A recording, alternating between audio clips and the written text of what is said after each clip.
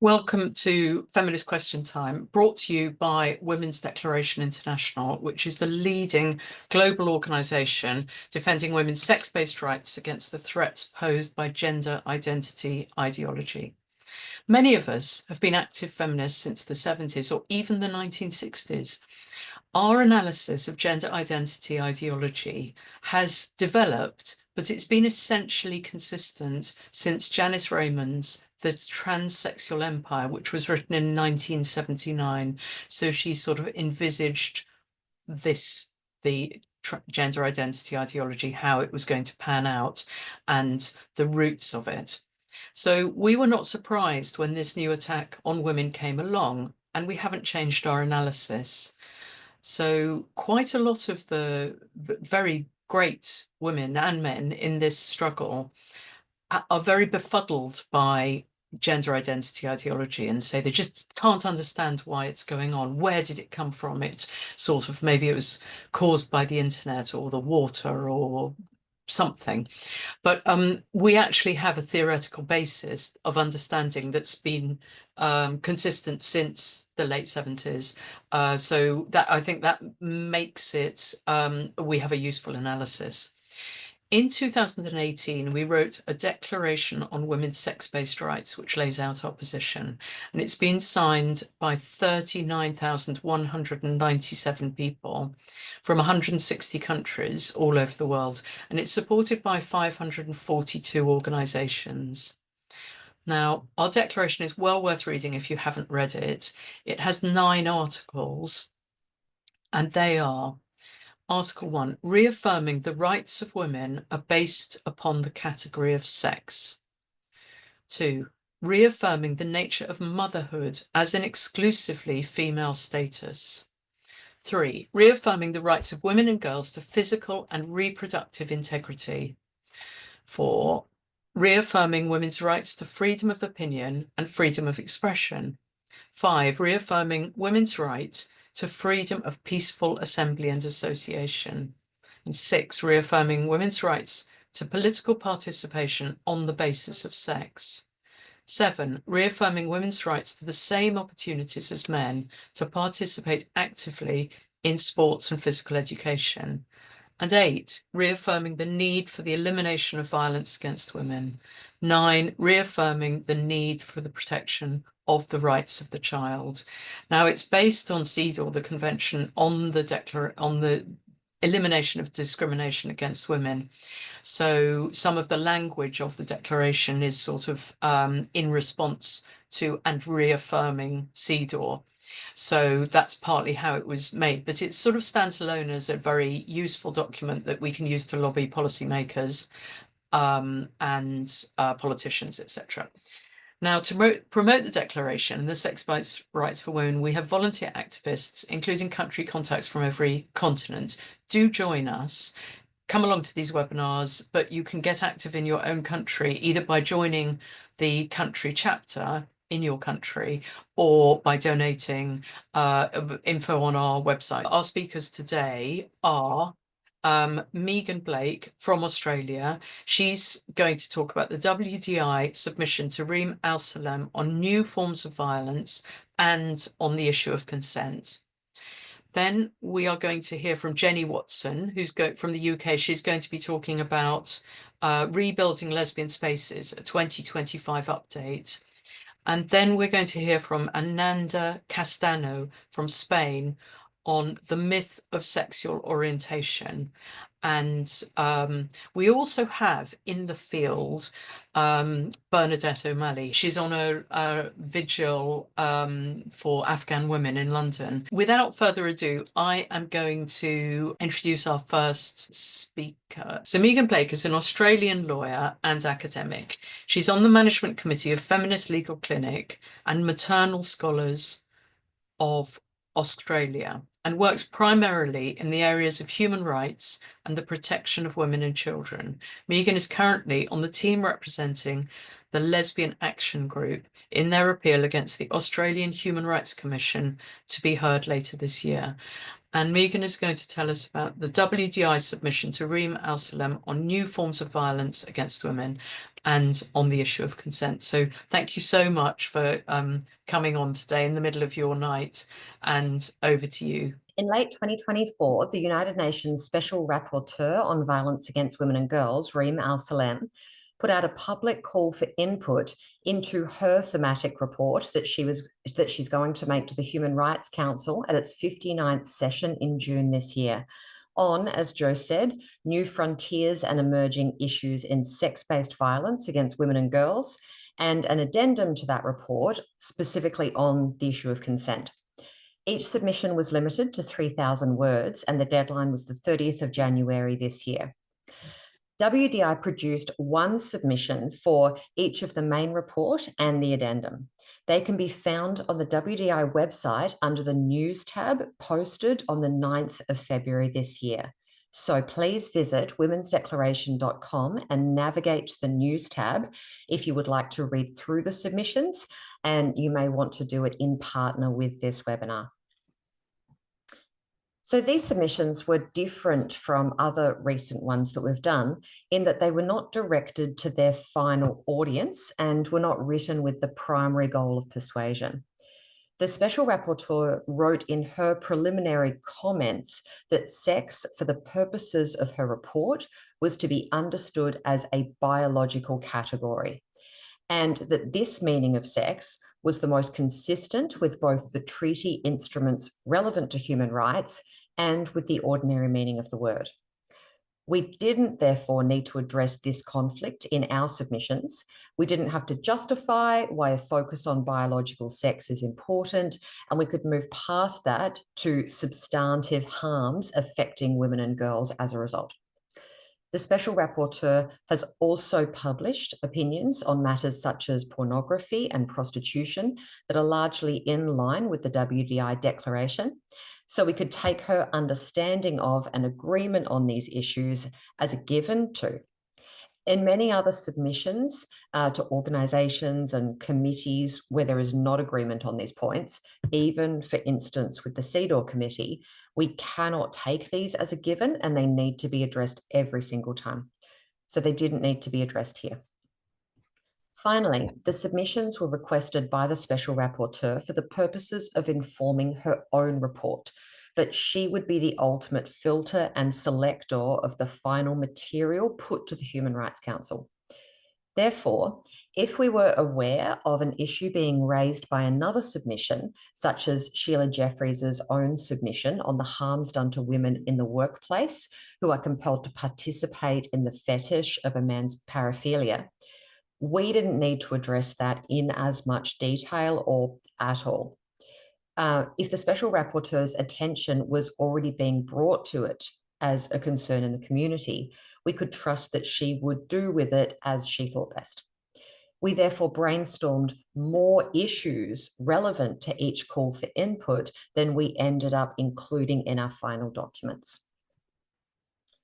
So firstly, I'd like to run through the issues we raised for the first submission on new and emerging frontiers in sex-based violence against women and girls. So we addressed our submission to 4 of the 14 questions posed by the Special Rapporteur. Firstly, are there emerging forms or evolving dynamics of sex-based violence that call for a deeper and more nuanced understanding? Secondly, what forms of sex-based violence are under-recognised or underreported? Thirdly, how are language and terminology today being used to describe sex-based violence against women and girls, and what are the implications of this usage? And fourthly, what are the challenges, including gaps in legislation?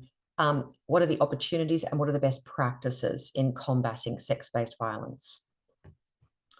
So on the first question, the forms of violence requiring a deeper and more nuanced understanding, we suggested 3 topics. Firstly, the way in which we conceive of the term sex-based violence.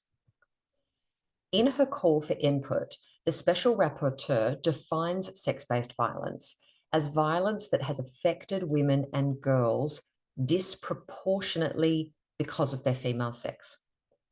So we commended this definition in its broadest construction, because it describes a kind of sex contingent type of violence that is wider than only violence grounded in the act of sex or reproduction. It encompasses violence that affects women and girls disproportionately. For instance, medical interventions performed on a girl who identifies as male are dependent on biological sex. The interventions are directed to her sex markers and reproductive system, and girls are disproportionately likely to be young lesbians, the victims of sexual abuse, or the trauma of sexual objectification, or some combination of these.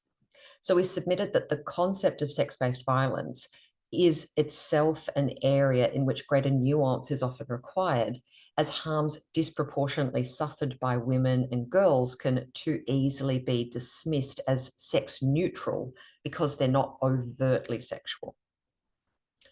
Secondly, we argued that the question of housing males in the female prison estate required a more nuanced understanding, specifically by the general public and UN member states. Currently, this housing is seen as a kindness and a human rights commitment because men who identify as women are considered to be significantly at risk in the male estate. We argued that it needed to be considered from the perspective of the women in the female estate instead, and as a victimization of those women, a human rights violation rather than a human rights protection.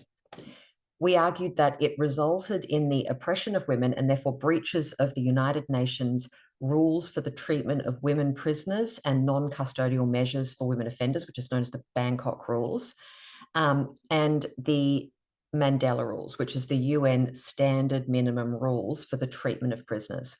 And we gave examples and statistics from Australia and the USA to demonstrate the fact of this placement happening. Thirdly, we submitted on the way in which prostitution and pornography have worked to normalize violence as part of sexual intimacy. Now, the Special Rapporteur herself published on this in May 2024, so we did little more than commend her own report to her.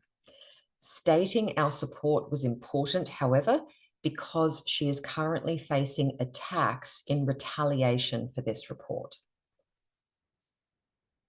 On the next question, forms of violence that are currently under-recognised or under-reported, we submitted on only one point here, the nature of gender-affirming medical interventions as themselves forms of violence, particularly in relation to children and vulnerable adults. We argued that since social transition, hormones, and surgeries are all unproven, and studies worldwide are impaired by inadequate follow-up times, high dropout rates, full and proper disclosure cannot be made. The impacts of social contagion and the nature of trans identification as a response to trauma or social dysregulation then further impair the capacity of any child or vulnerable teen to give proper free assent. We submitted that there are social forces conditioning children to identify out of their sex and even rewarding them for doing so, and that gender interventions differ from other experimental or risky treatments because they do not produce a child who is more physically healthy and less impaired than before. On the third question of language and terminology, we picked up on the Special Rapporteur's own point of the difference between competing definitions of sex and the erasure of biological sex in language, and even now saying biological to avoid ambiguity demonstrates the linguistic issue that we are facing. Now, these arguments are well known to us all, but in the submission, we drew specific attention to the way in which the change from sex to gender has allowed UN member states to undercut the sex-based protections they owe under international law. Ideally, the Human Rights Council in June would want to understand the way in which its own use of language is permitting member states to avoid obligations that they owe under treaties that the Human Rights Council supports. And finally, On the question of challenges, opportunities, and best practices, we focused on the challenge posed to data collection by the corruption of sex class data. Despite international recognition that this data is necessary for proper policy development and monitoring. We gave, as an example, the results of the Freedom of Information request submitted by Fair Play for Women to UK regional police forces in 2019. Over half the forces that responded replied that crimes data was recorded under self-declared gender rather than biological sex.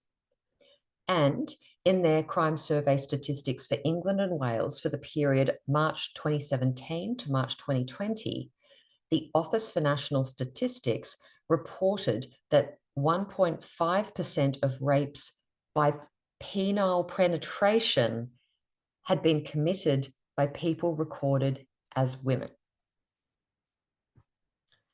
So that's a summary of the first submission. Moving on to the second one, I will say a little less about the second submission on the issue of consent because it's on a single topic, but I'll just outline the key points before I go. Firstly, we asked that the Special Rapporteur broaden the application of consent in relation to sex-based acts to situations contingent on biological sex, and not just limit it to situations that involve manifestly sexual or reproductive acts. So this would, for instance, encompass consent in situations such as sex change procedures on girls because they are contingent on biological sex. And this therefore tied in with our submissions on new and emerging forms of sex-based violence. So the submissions work together. Our primary submission in relation to the definition of consent was that the current contract model is inherently flawed and needs to be replaced. Consent is currently thought of, and this is across different jurisdictions with slightly different language and law. It's thought of as a transaction largely of offer and acceptance. Now, firstly, this is unidirectional. It goes in one direction, which is not a model of healthy intimacy between two equal partners. It also ignores the reality that women are often coerced into giving their assent, and it encourages the practice of wearing her down by persistent offers until a no turns into a yes. Secondly, it's also flawed because it characterizes the relationship as a private agreement that involves minimal public interest considerations, and therefore it favors the party with power in private. Contractual consent conceives of the private as private, instead of the private being also public. Thirdly, there is therefore an over-reliance on pure individual autonomy, as though we have no social, no emotional, and no interpersonal context influencing our choices, and as though differences in size and power between women and men mean nothing. Ultimately, the question is not asked, what happens if a woman nominally gives her consent to things that harm her, and by extension, harm women as a class and the broader society? Now, there is no easy answer to this question because we do run the real risk of paternalism if we take it too far, of treating women as less than competent adults, able to exercise their own choice and give or withhold consent to acts that affect their lives. And yet, we submitted that there was an important class-based interest in weighing the foreseeable harm likely caused by the act against the fact of the woman nominally consenting to it. We also identified the way in which we can overestimate capacity to consent in situations such as gender-affirming medical interventions, and with women housed in prisons and trafficked women, who can give no really meaningful consent, even if they superficially say yes, because of the situation that they're in. Now, this could be extended to include women in all kinds of structurally coercive situations, such as women in the workplace who fear losing their jobs or fear disciplinary action if they reject participation in a man's gender identity, or girls in schools who are forced to share change rooms or sleeping quarters with boys and young men. The balance is difficult to achieve, and yet we think it is something that is worth thinking about. Now, it's a current trend for jurisdictions to attempt to fix the problem of consent by adopting an affirmative consent model. But we submitted that this was often an easy fix that avoided the core concern. An affirmative consent model raises the bar for communication of the consent, and it requires that this consent be expressly and positively communicated. So silence is not consent, acquiescence is not consent. But requirements for the communication of consent do not solve any of the problems inherent in the idea of consent itself. If a prostituted woman affirmatively consents to intercourse, she has communicated it, but she is economically and socially coerced. A young girl who is told that choking or anal sex are normal and expected parts of intercourse may also affirmatively say yes. But do we think that this is meaningful? Do we think this is an absence of violence because affirmative consent standards have been reached? So we therefore recommended a model that repositioned consent as a necessary but not sufficient element, and suggested a totality of circumstances model that better weighed assent against the surrounding circumstances of perhaps coercion, and also the likely impact or harm of the act. Wrongdoers ought to be liable for choosing to commit acts that place women and girls in situations of reasonably foreseeable harm, even if the victim of that harm provides her technical acquiescence to it. Now, by all accounts, the Special Rapporteur received tens of thousands, hundreds of thousands of words in response to this call for input, and she is working through the pile now. So we look forward to seeing what she selects for her report in June. And in the meantime, please head along to the womensdeclaration.com website, go to the news tab, and on the 9th of February, links to both of our submissions were posted. Thanks very much, Jo. We're going to now go on to our second speaker. Jenny Watson she works to create an online and in-person spaces for lesbian and bisexual women. She's going to give an update today, a 2025 update, and it's called Rebuilding Lesbian Spaces. I think I was on 8 months ago, and that was just sort of at the beginning of the plans, and things have progressed quite a lot since then. When I last spoke to you, we developed the app, but no one used it at that point. Now we have released it. It's on the Apple Store, on the Android Store. I can do a screen share later on just to walk you through it. So we've made good progress with that. It's the only thing that exists. I mean, every other lesbian dating app or social app, they accept men who identify as women. And if you put in your bio that you don't want that, even if you're polite, they will ban you. So there's literally nowhere for us to go. So rather than wallowing, we thought, okay, we're gonna fix that. So we built the app and we thought, great, okay. People started downloading it. The first problem was that men were trying to get in. So they would submit photographs where they'd use filters and angles, but it was obvious, right? The second obstacle was that they used female friends. And so at first I thought, what is going on?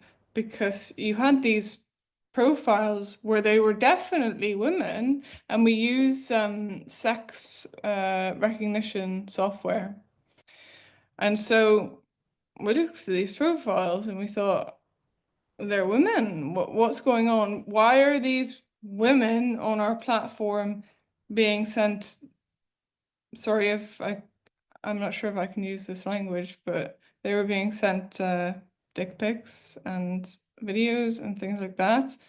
And I thought to myself, like, how are we going to deal with that? So now we have action limitations. So every single account has a health rating.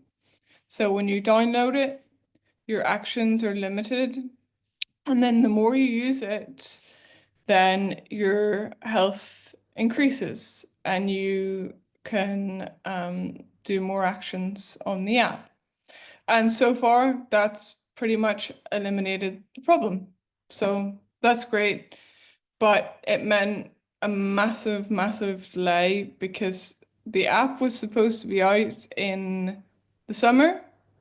So we've launched it now. It's taken quite a while to deal with these issues, but we got there in the end. We got there. We haven't had one problem with that since. And then we have a social app as well. So the social app, it has a community timeline. It has a virtual meeting room. So every Sunday we do a virtual meet and mingle. It's like of about 15 or so of us. But the plan is at the moment to integrate the dating and the social app. With the dating app, it's very simple. We have filters by distance, age range, hobbies, what you're looking for, like the Tinder functionality, swipe right, swipe left. And then messaging, and then your own profile. At the moment, we're integrating the social and the dating app. That's the plan. So hopefully within the next month or so. So I don't know if you heard about something that happened in October. So we did an L community event. We just went for drinks. There was a good bunch of us there. And then, so it was sort of after 1 o'clock in the morning, and women said, let's go to She Bar. And I thought to myself, is this a good idea? But I got talked into it, and it was fine for the first part. And then I got recognized by a male, and there was quite a lot more to go with the story. I recorded the whole thing. I haven't released it, and it was I mean, it was violent. It was violent, and I had the police involved. Because of everything that I'm doing with L community, I didn't want to add something additional to that, but it just goes to show the only lesbian bar in London. If you go there as a lesbian, if you are recognized as a lesbian, they don't just ask you to leave. I mean, I could release my own video footage, but basically what happened to me was I was recognized. They said you need to go, and I said, well, my keys and my bag and my jacket are downstairs. I need that. The moment they got them for me, which took a lot of convincing, and you can see in my own footage, my hand didn't even touch my bag. And three of them, including a male, grabbed me very forcefully, all caught in my own footage, I had a whole pint of beer. It was thrown over me. Half of it was thrown over me, the other half over the wall, and I was trailed to the fire exit. I didn't resist. I didn't fight back. The only thing I did out of shock was I went limp, and that was all. I didn't fight back in any way, and my own footage shows that. A couple of things when I was trying to record, because I knew this was completely insane. The staff, they weren't actually SIA licensed. They grabbed my phone from me when they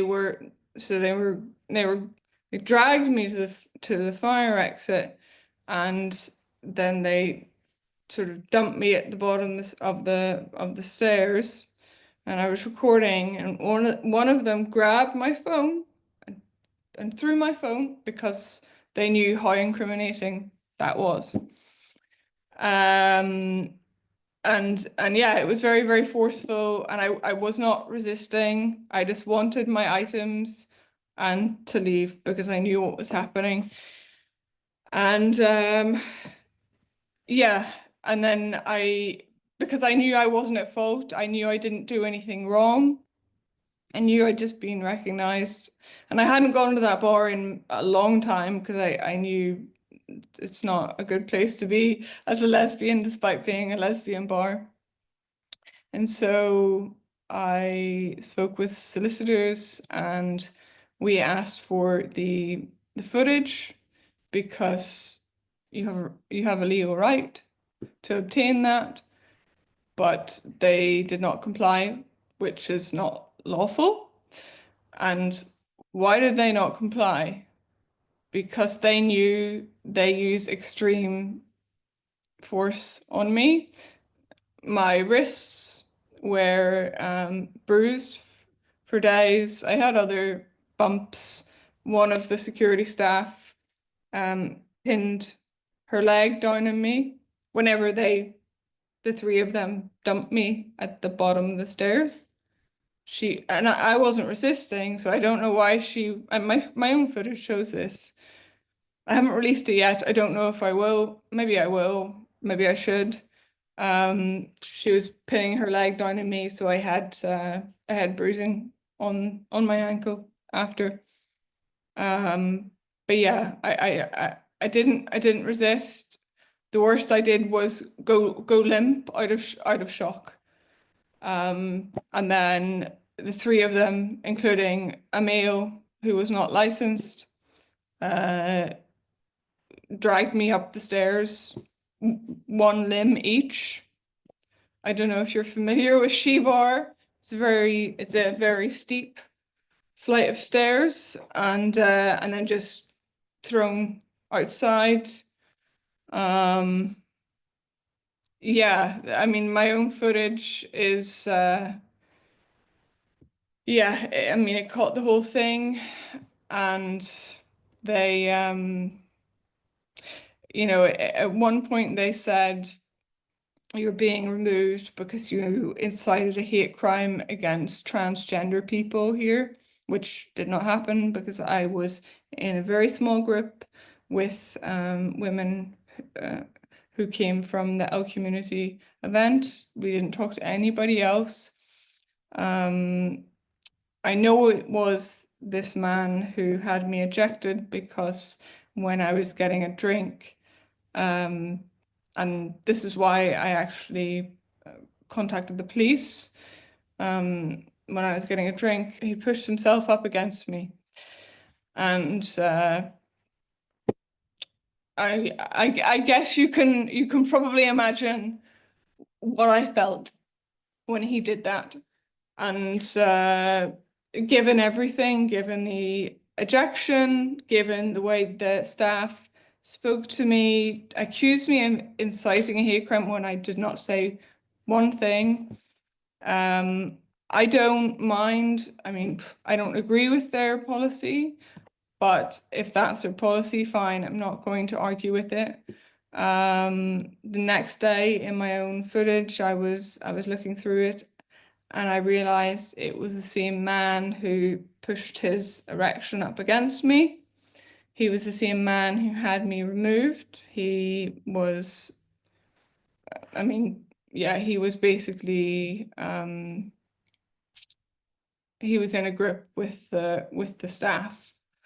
And when they approached me, he went from the lower area to the upper area to watch the whole thing unfold. I was very distressed by the whole thing. First of all, from having a man press his erection up against me, which will be shown in their own footage. But the interesting thing is, I actually, because I was so confident about, well, the fact I'd been touched inappropriately in a sexual manner, that the staff did not give me a chance to leave of my own accord. I didn't argue with them. This is seen in my it's seen in my own video. Yeah, so that happened, but at the same time, it's really not surprising. You know, She Bar it's the only remaining lesbian bar in London, and if you're recognized as a lesbian, you're not given a chance to leave, because the moment my items were given to me, in fact, they weren't, the moment they got near my hands, the three of them dragged me. Is it an international app? USA and Canada give it about 2 days and it will be active there. But everywhere else, currently you can download it.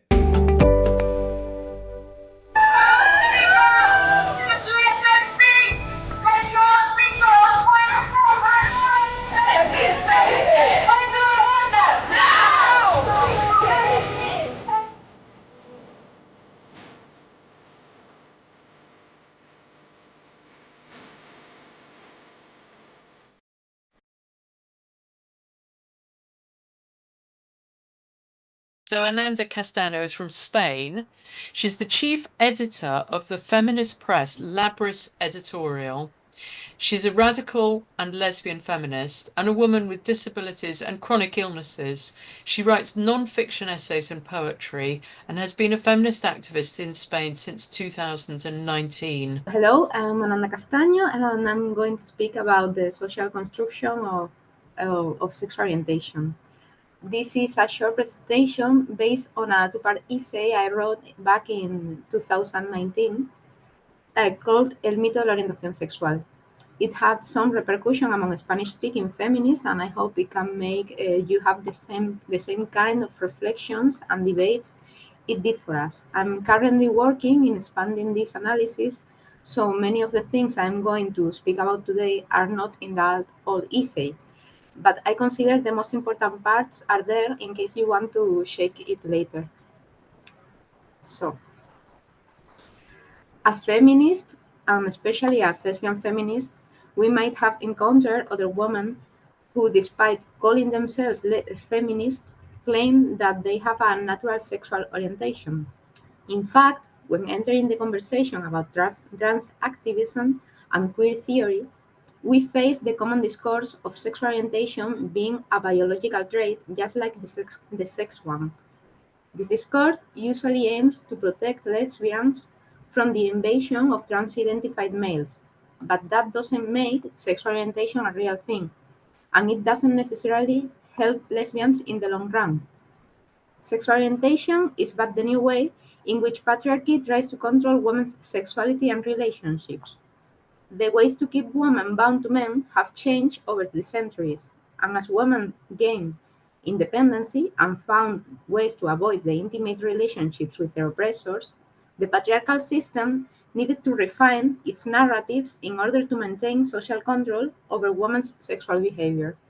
Sheila Jeffries has in fact drawn a genealogy of this patriarchal backlash in many of her works, but still lesbians nowadays struggle to acknowledge this genealogy, and when facing it, they can't seem to understand how a feminist social constructionist approach to sexuality could change their acquired views about their supposedly fixed sexual attraction, their so-called sexual orientation.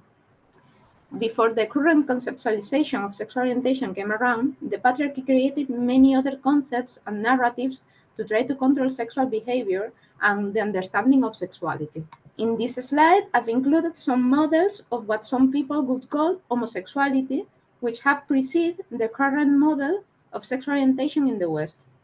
The original sexologist's approach to homosexuality made it clear that it was based on a patriarchal idea which sought social control over sexual conduct and pathologized behaviors that didn't play in pathologized behaviors that didn't play in patriarchy's favor.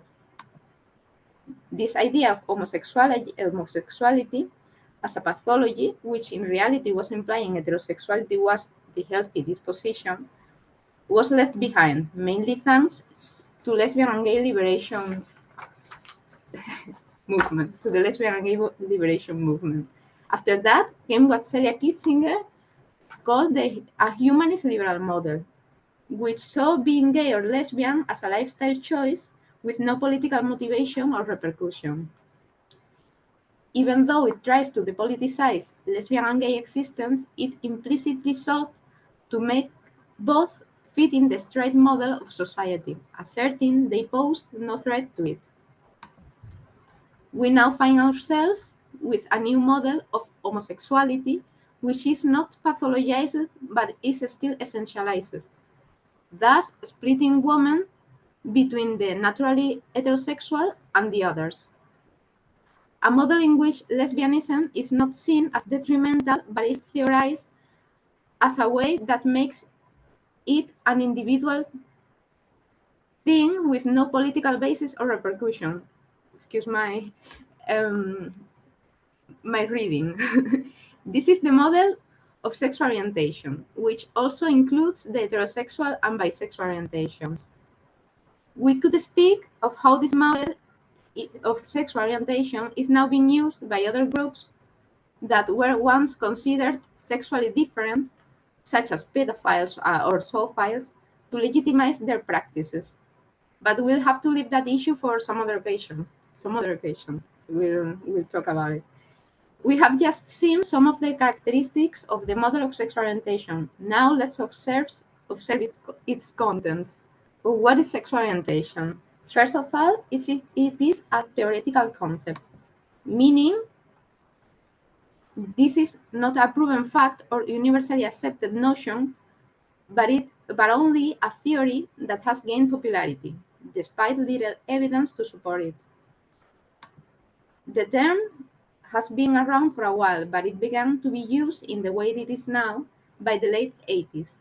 It is based on the concept of attraction, which is itself a vague term and a construction, and I'll explain this in a moment. And last but not least, it conveys an immutable and or fixed quality, an immutable or fixed quality. This is a new discourse created because the innate disposition has no evidence. Sexual orientation is conceived as a trait that changes regardless of when it is fixed in the person. Some could say it is fixed in the womb, depending on the disposition of testosterone. Some allege to observe it later and speak of environmental factors, along with the biological factors. And some others keep trying to prove it is genetic, with no luck. This is the American Psychological Association definition of sexual orientation, in case you didn't know it. Scientists have tried to prove homosexuality is a biological trait for more than a century, but the evidence tells otherwise. The truth is no genetic factors have been found. There's no organic difference between two people of the same sex when one is labeled as homosexual and the other is labeled as heterosexual. Scientists might try to establish some difference in brain or hormonal dispositions, but by doing so, they are reversing causality and ignoring the prominent fact of brain plasticity.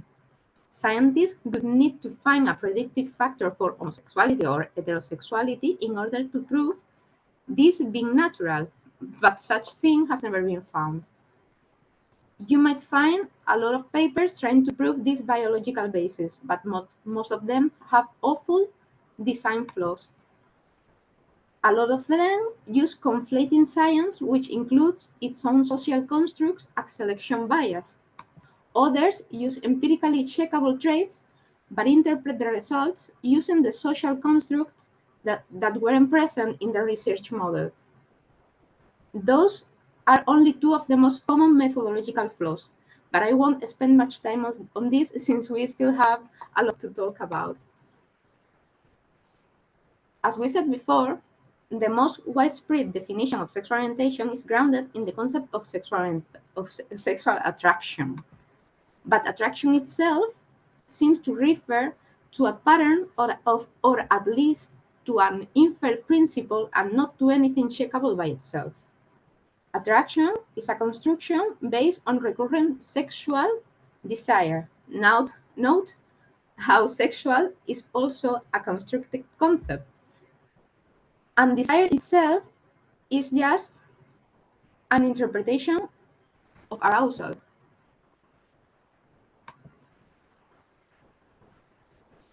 Desire can be acknowledged as such, or it can be totally ignored, not perceived as a desire. It is clear that sexual desire or arousal It is clear that the sexual desire or the arousal that an object we interact with makes us feel is something real and experiential. However, the evidence it provides doesn't prove all the things that the concept of sexual orientation implies, since the phenomenon of arousal isn't something fixed or immutable. It is only a phenomenon, with its spatial and temporal limitations, and nothing makes us think that the fact it occurred implies that it should have occurred, and that it will always occur in the same way. Sorry, I got a message in my computer. So, what is this? Millennial PowerPoint. To sum it up,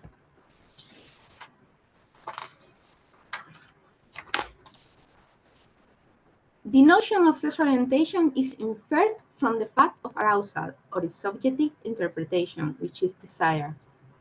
It is a totally arbitrary operation. Psychologists and sexologists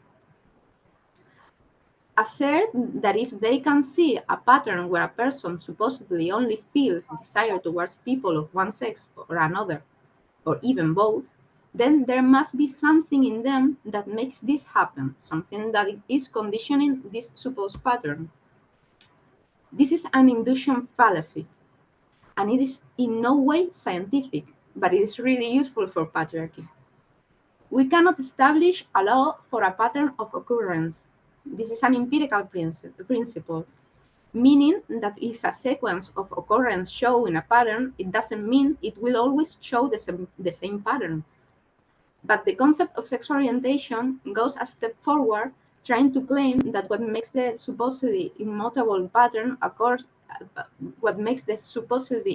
pattern occur is a biological element, another false syllogism. From the supposed existence of a pattern of desire, we cannot infer there's something natural, organic, or in any other kind, which causes the pattern by modulating such desire. Sexual orientation uses yet another fallacy, which is key to its role in the patriarchal system.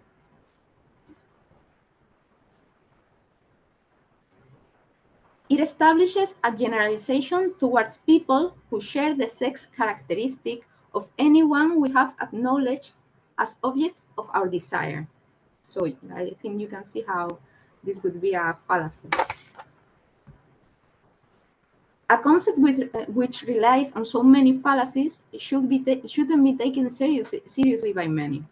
Sorry again. I'm going too fast, I think. But it seems to be embraced by a majority of our society. Why is this?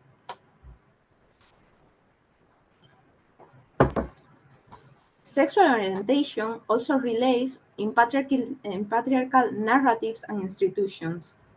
The institution of heterosexuality is the main one. It conditions women's desires from our childhood.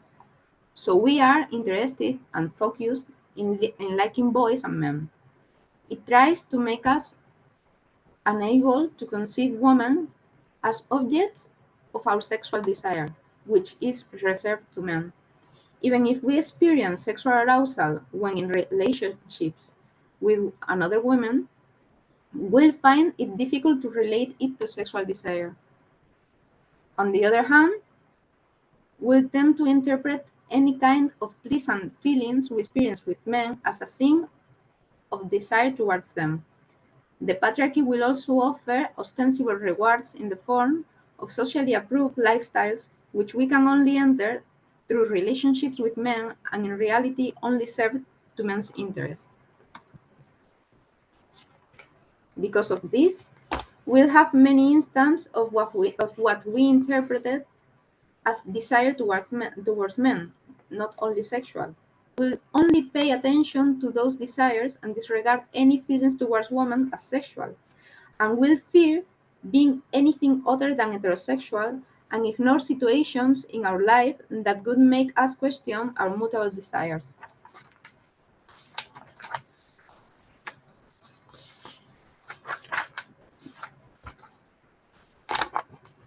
According to the sex orientation narrative, there will seem to be a pattern of desire entirely composed of desire towards men, so we will think we are heterosexual.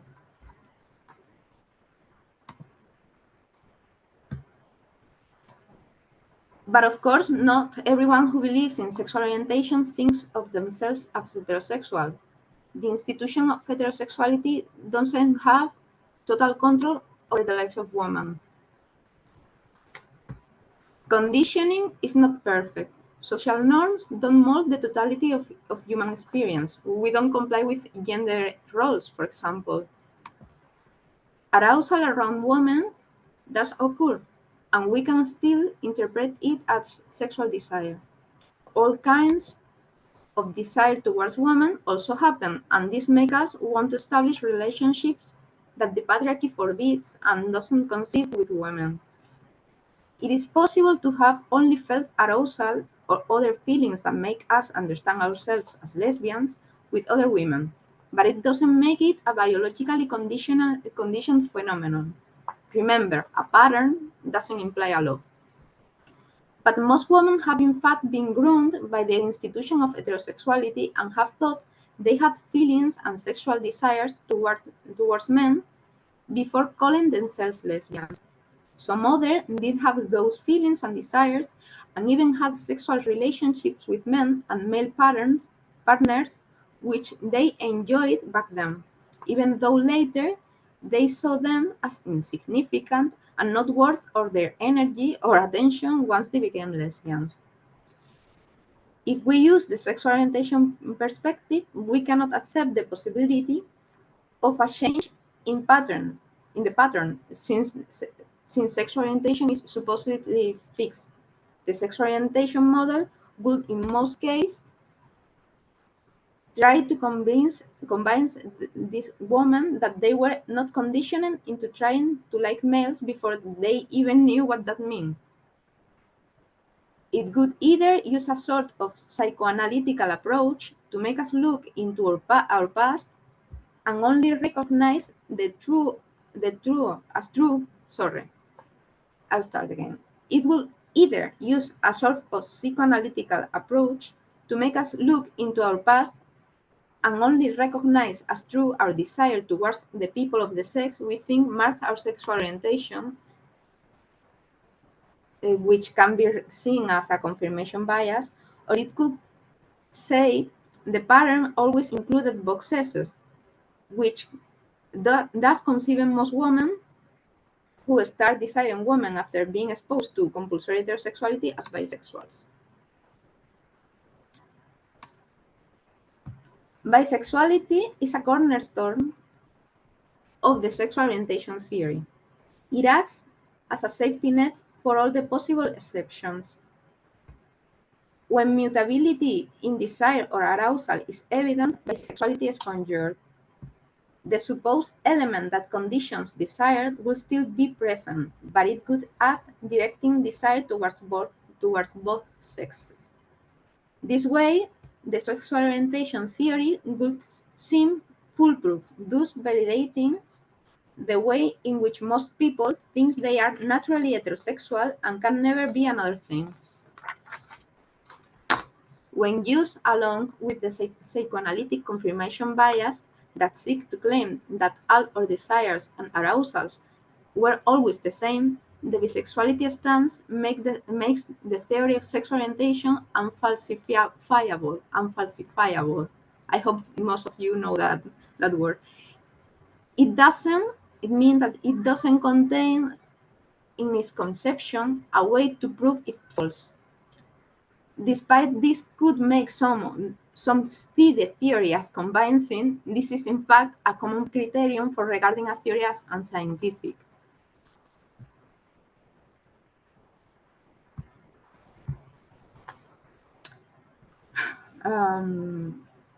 There might still be some lesbians who, after listening to this talk, keep thinking they are biologically different from the rest of women who have experienced some kind of desire towards men or have not experienced it in the same way they did. Some lesbians are afraid of the possibility of desire being something that can be intervened. They talk of conversion therapy as if lesbian feminists had the power over other women to try and forcefully condition their desire or limit their experience, as sexologists have done in the past. Others say they'd rather not be lesbians. They tell us they have suffered loss because of this and think it would have been better for them if patriarchal conditioning would have actually worked. But it not working for them doesn't mean it was because something biological prevented it. They also say they tried not to desire women and failed, which could easily be explained because stopping to appreciate women the way we already do, being ourselves women, goes against basic self-esteem and is really alienating. I'd say what has kept these women having recurring moments of desire towards other women and focusing on those moments as the meaningful ones is how freeing relationships with other women are. The rewards, even if they were not socially appreciated, and we can hardly name them, are much more significant than the punishment. Some mothers are afraid of the possibility of their desire changing. This is in fact an anxiety that is provoked by the sexual orientation narrative. In this model, that change would mean a questioning of one's sexuality and identity. However, from a feminist viewpoint, a change in desire could have many explanations, one being the constant bombing of patriarchal propaganda, and it could be regarded as not having any kind of power over ourselves. This way, we can look for ways to overcome it if we feel that it's harmful. This seems to be an obvious approach when the desire is towards sadomasochism or anything learned from pornography exposure or other patriarchal conditioning. So it makes no sense. We can see it in the same way when it happens towards men.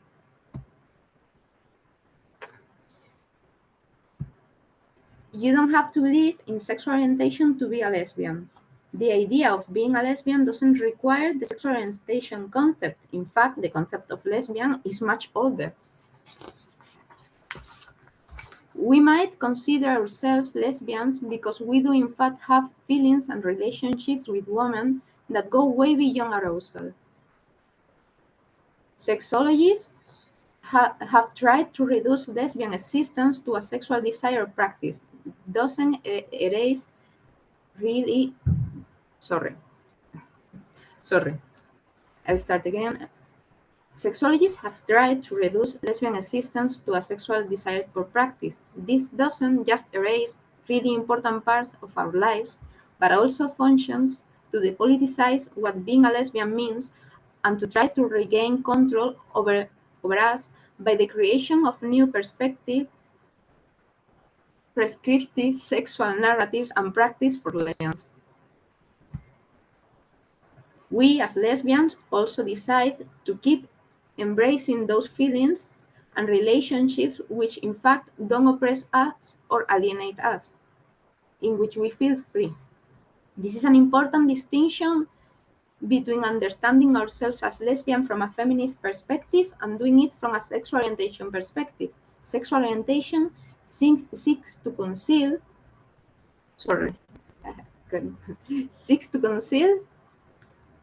our agency over sexuality, and the ability to reclaim our power over our known sexuality is key for any radical feminist. Sexual orientation is our agency, and lesbian feminists raise consciousness about it. Summarized talk based on an old essay, some old essays, and my current research on the topic, which I hope I will publish soon. If you are interested in any of this, feel free to contact me through my any platform or my email.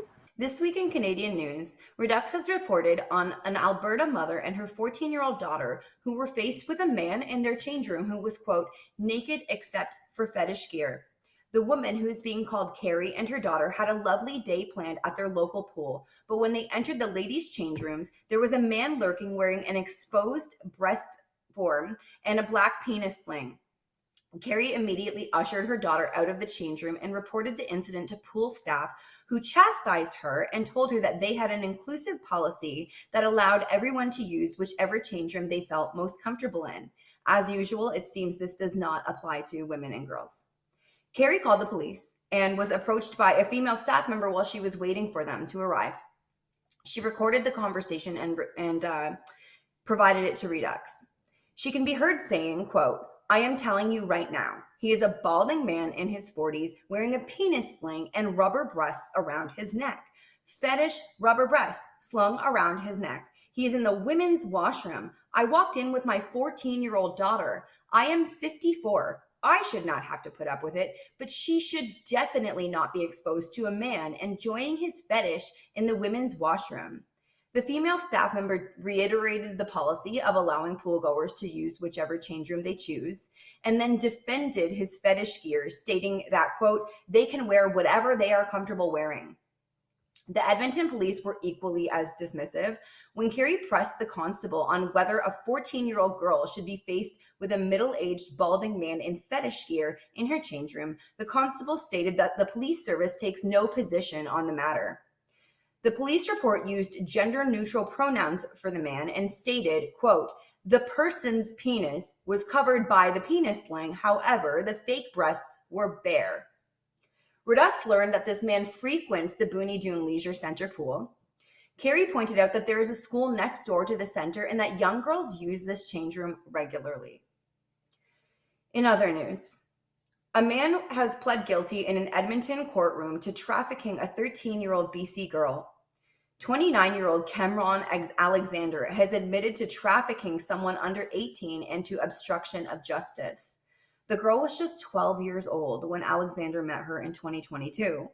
Alexander's phone was seized in 2023 and revealed that he'd been directing the girl for months regarding providing sexual services in exchange for money.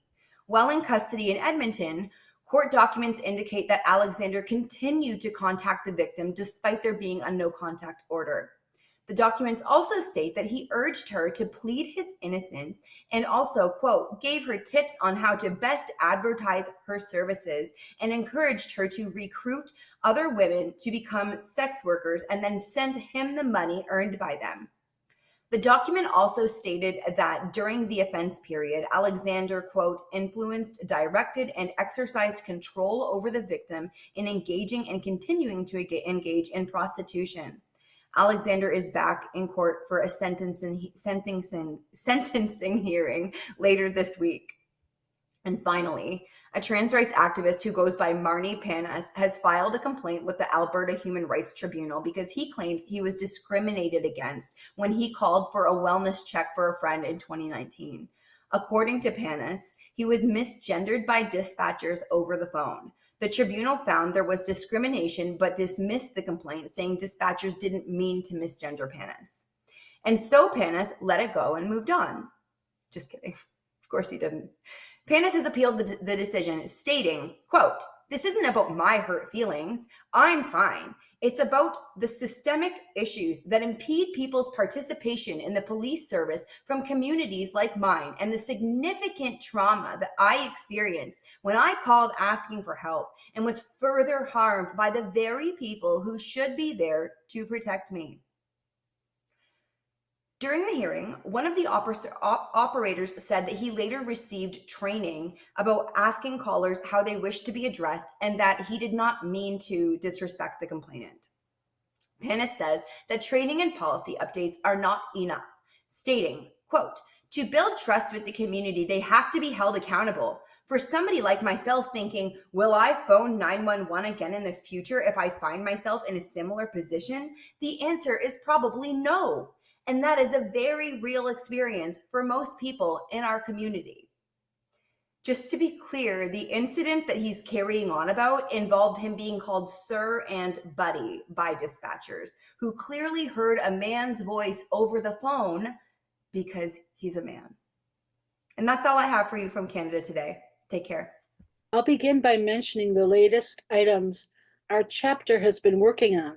Last week, we published statements by our Lesbian Caucus and Lesbian Bill of Rights International that were sent to the CEDAW committee in response to its requests for submissions on the subject of gender stereotypes and how to combat them. We also published an interview that Elizabeth Chesick, coordinator of our Desisted and Detransitioned Women's Caucus, did with detransitioner Claire Abernathy. We've also been busy planning for two upcoming events. On March 8th, International Women's Day, we'll be holding simultaneous protests across the US to bring attention to the obliteration of Afghan women's rights under Taliban rule. 3 locations are involved so far, and we hope that more will join us. Women interested in participating or hosting an event in their city are encouraged to reach out to info@womensdeclaration-usa.com for more information. We also announced that our next month's webinar, scheduled for the 22nd of March, will focus on amplifying the voices of the voices of the women of Afghanistan, and will include testimonies collected by WDI Afghanistan country contact Yal Bano and read by WDI USA volunteers. Moving on to state-specific news, this past Tuesday, Republican legislators in Kansas voted to override Democrat Governor Laura Kelly's veto of SB 63, the Help Not Harm Act, which prohibits the medicalization of minors. The bill also creates a civil cause of action exposing a gender clinician to liability for any harm up to 10 years from the date of the patient's 18th birthday. On Wednesday, the Wisconsin Interscholastic Athletic Association updated its policy on student eligibility in sports. Unfortunately, it was inspired by and uses similar language as the recently updated NCAA policy, which means it does not comprehensively protect female athletes. Also from Wisconsin, Governor Evers' attempt to recognize same-sex marriage by making references to spouses in state statutes gender neutral in this year's executive budget bill has resulted in a document that strikes the word mother and replaces it with inseminated person in the section addressing artificial insemination. Thanks to Lauren and the SLA team, I was able to send written testimony opposing bill to the Joint Committee on Finance under the WDI USA letterhead. On February 18th, the Department of Education's Office of Civil Rights announced the launch of a Title IX violation investigations into the Maine Department of Education, as well as Maine School District number 51, after it was reported that Greeley High School is continuing to allow at least one male student to compete in girls' categories. That student would be male athlete Katie Spencer, who last week won a state girls title in pole vaulting, defeating the closest competitor by more than 6 inches. Outkick also reports that last year, while competing against other boys in the state meet, the best John could do was tie for 9th place. Kara dedicated her weekly Female Free Speech Friday Substack post to 15-year-old female athlete Frances Stout, a JV basketball player for the Tumwater School District in Washington State. Earlier this month, during a pregame warm-up session, Frances noticed that the opposing team included a male player and immediately brought her concerns to school officials, asking that they either remove him or stop the game entirely. They refused, citing the WIAA policy against gender identity-based discrimination, to which she replied that it is actually the failure to remove a male from a basketball game meant for girls that constitutes discrimination, and opted to remove herself from the game for her own safety. On the 17th, with the backing of the organization Foundation Against Intolerance and Racism, Frances filed a federal civil rights complaint against the district with the Office of Civil Rights, alleging sex-based discrimination in violation of Title IX. Next, I'll give an update on the status of 3 lawsuits challenging Sections 4A and 4C of Trump's Defending Women EO that address getting men out of women's prisons and ensuring that no federal funds are used for gender-affirming treatments. A January 6 ruling in Moe versus Trump, granting a temporary restraining order blocking implementation for the male plaintiff only, remains in effect. With regard to Doe versus McHenry, Keep Prison Single Sex USA reported that on February 18th, the court issued a now in effect preliminary injunction that only blocks implementation with regards to its 3 Jane Doe plaintiffs, which means that for now, these 3 male inmates will remain in a federal women's prison and have access to estrogen, etc. What isn't clear is if this also means that the transfer of male BOP inmates who are not plaintiffs will continue as the EO directs. That appears to be the case, as on the 20th, male inmates were allegedly removed from general population into segregated housing and informed of their imminent transfer to male prisons, prompting the filing of an amended complaint, which adds another 9 male plaintiffs to the original 3 seeking to halt their transfers. A third suit, Jones versus Trump, was filed on February 10th by a male BOP inmate against the EO on similar grounds as the other 2 cases, with an emergency motion for a TRO and preliminary injunction filed on the 21st. Also on the 21st, the Bureau of Prison issued new guidelines for the treatment of trans-identified inmates, which according to the New York Times included banning the use of preferred pronouns, stopping special pat-down procedures, and rejecting underwear requests.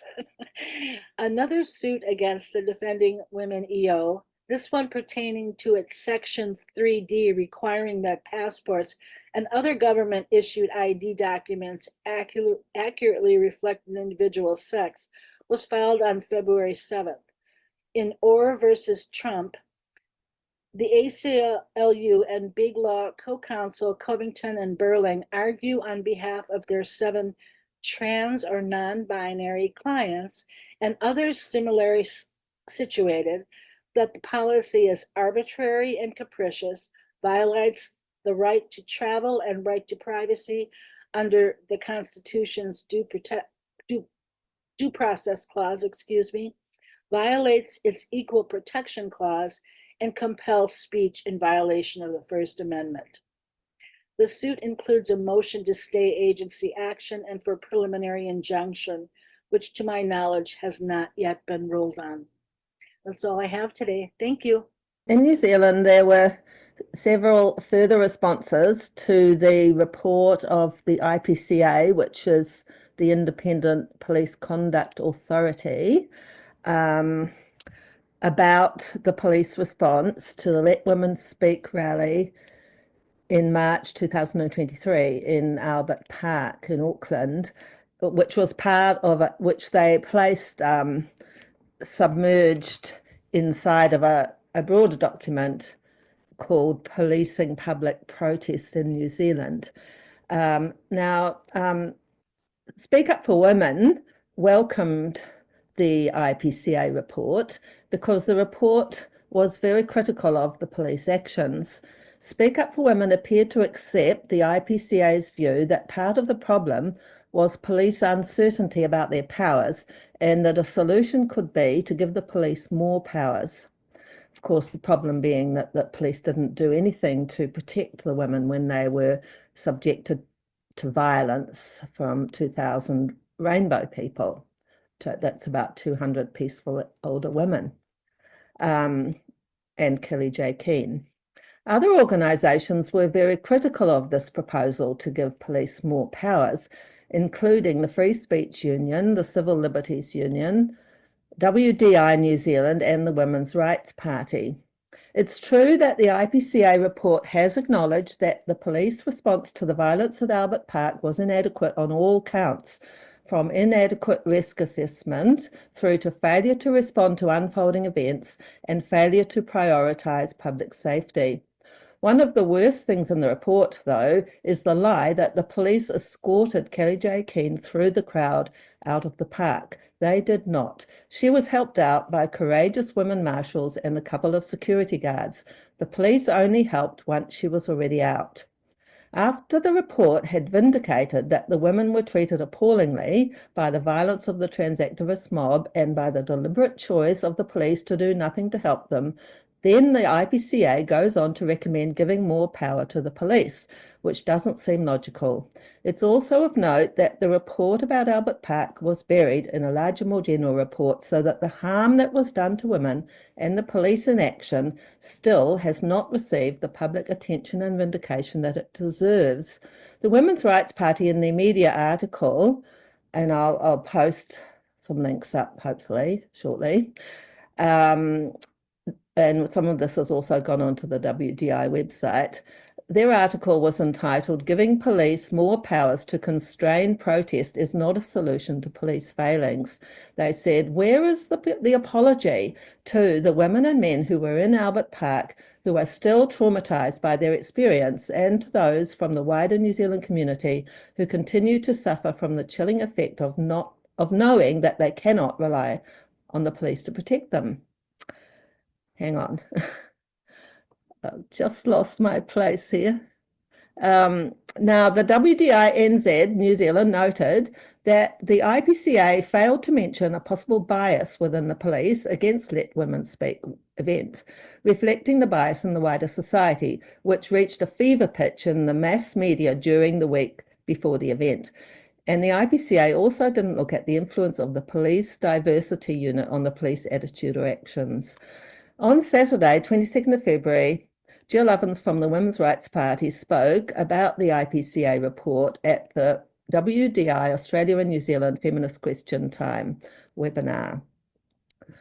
So now there's also been more about Destiny Church, which I reported last week had gone into the Te Atatu Library in Auckland, frightening the women and children, where they tried to stop a drag queen story time event. They're a sort of very conservative Christian church who are pretty anti-gay and anti-transgender.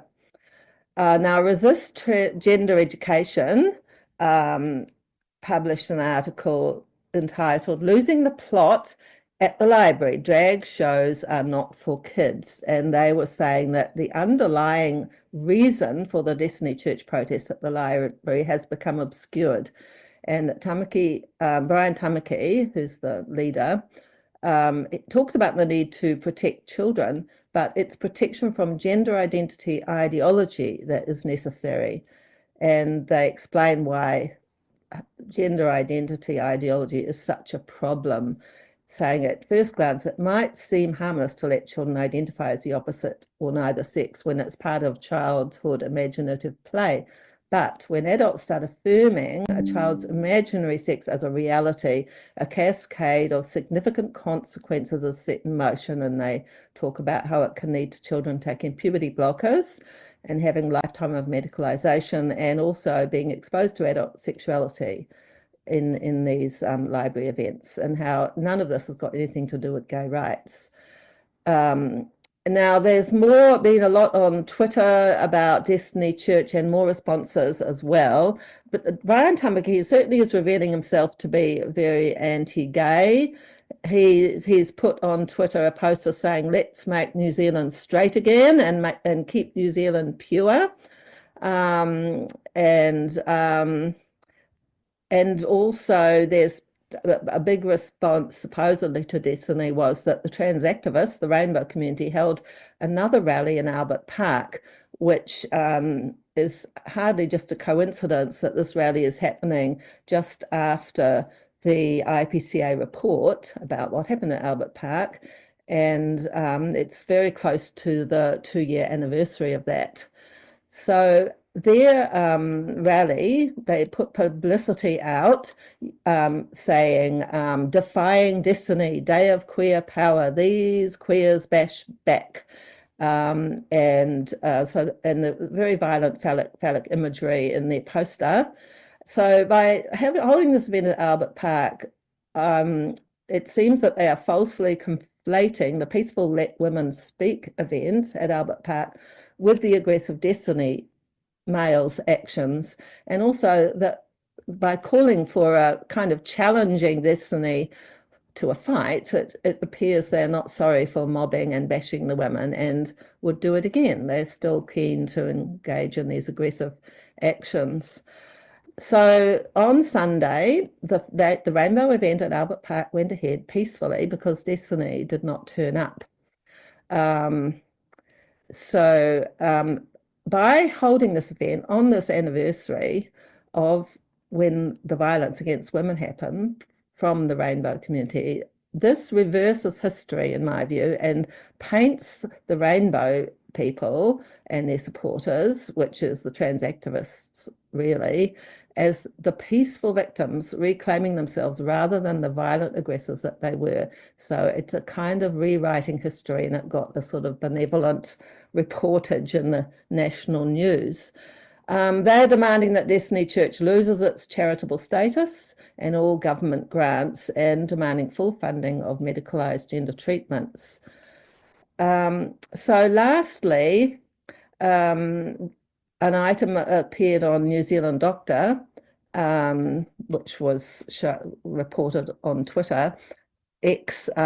They are apparently, doctors are receiving letters warning of legal action if they do any kind of gender affirming care. So it seems the ones who are practicing gender affirming care are receiving these letters. And the letters contain a fair warning of the potential for legal problems in the future. So that's my report. Thank you.